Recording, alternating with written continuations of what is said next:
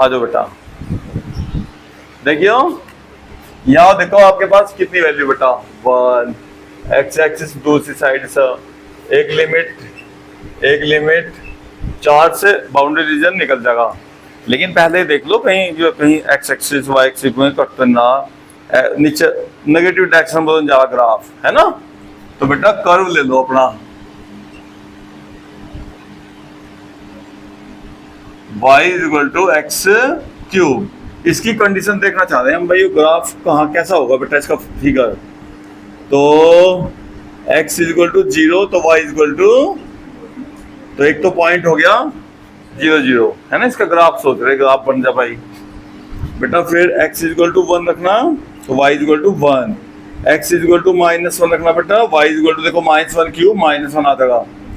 x equal to 2 रखो तो y equal to 2 4 जा 8, और x इक्वल टू -2 तो बेटा y इक्वल टू -8। बहुत सारे पॉइंट निकल गए। अब ग्राफ पर ध्यान दो भैया जी, x एक्सिस y एक्सिस, ठीक है। ये क्या हो गया, plus plus minus plus minus minus plus minus. ये ओरिजिन हो गया अपना 0 0 बेटा। यो 1 1 1 1, ये पॉइंट होगा जो आपका 1 1। फिर बेटा -1 -1 कहाँ आएगा, -1 -1, ये पॉइंट होगा अपने पास -1 -1। हम ग्राफ देख रहे हैं इसका, फिर वो पता लग जाएगा लिमिट कहाँ निकालनी है, ठीक है बेटा। अब 2 8 भैया, x की वैल्यू 2 y 8 बेटा कहीं यहाँ होगा ऊपर जाएगा, है ना। तो इसके सामने ये पॉइंट यहाँ लग जाएगा, ये होगा 2 8। फिर माइनस से दोनों माइनस, तो बेटा फिर यहाँ 2 माइनस का रखने से, और यहाँ मान लो यहाँ आ गया, मान लो ये इधर 8 आ जाएगा, यहाँ -8, तो हो गया -2 -8।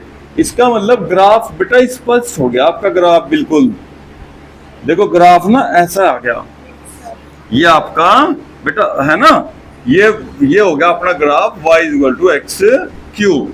कंडीशन हमने थोड़ा आइडिया लग गया, ठीक है। अब लिमिट क्या रखी थी अपने पास, x इक्वल टू -2 बेटा, x इक्वल टू -2 तो देखो ये होगी बाउंड्री, ठीक है भैया जी।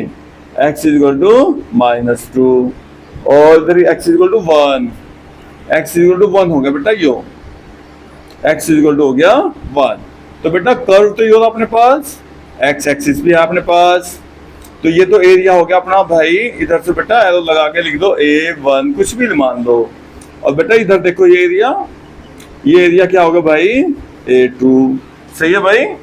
देखो इधर से भी x एक्सिस आ गया बेटा, कर्व ने घेर लिया, इधर बाउंडेड हो गए, और बीच में बेटा यहाँ लिमिट चाहिए ना, जहाँ इंटरसेक्ट कर रहा है x एक्सिस को, तो ये लिमिट क्या होगी बेटा, यहाँ x इक्वल टू 0, ठीक है। तो अब क्या करेंगे आप, पहले तो A1 निकालेंगे, एरिया A1 बेटा। A1 में लिमिट देखो यहाँ से यहाँ तक, जहां हमने A1 लिखा डिनोट करा 0 to 1, देखो कितना सिंपल। लेकिन पहले इसका ग्राफ बनाना आना चाहिए आपको, इसलिए कल हमने आपको पैराबोला है ना, वो हाइपरबोला, सर्किल, उन सब का बताया था आपको। देखो फिगर सबकी पता होनी चाहिए बेटा, एकदम फिर श्योरिटी आपका गलत नहीं हो सकता क्वेश्चन, बस कुछ भी हो जाता है, ठीक है ना।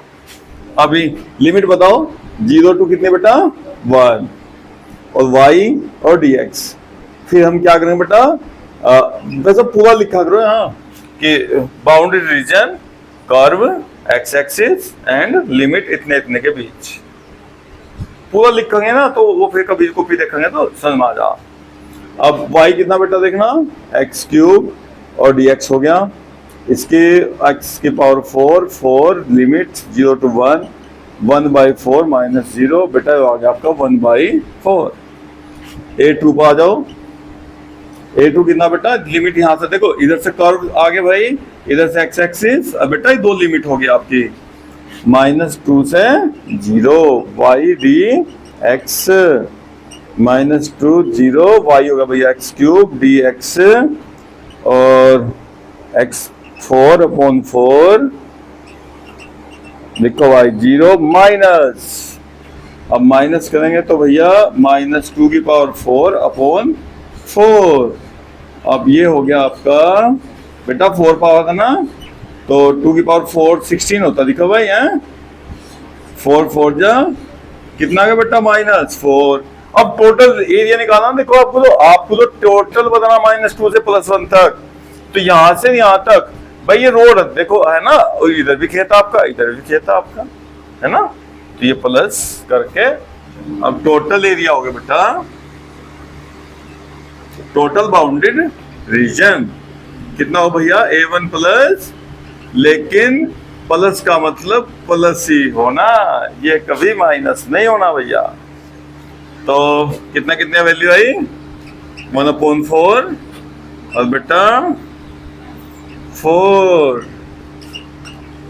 4 16 17/4 स्क्वायर यूनिट।